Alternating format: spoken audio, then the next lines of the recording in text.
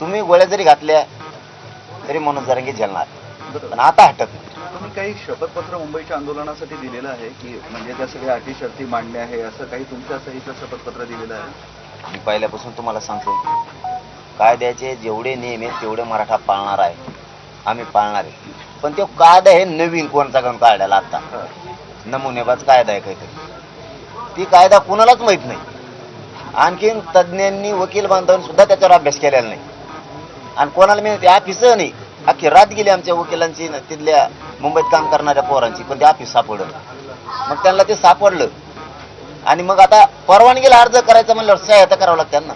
त्यांनी ते 10 वाजता टाकलं आम्हाला. वकिलाला तरी काय माहित बिचाऱ्याला आमच्या काय आहे त्याच्यावर. आणि ज्या पोलिसांनी ते वकील बांधवांकडे दिलं त्यांनी आमच्याकडे दिलं.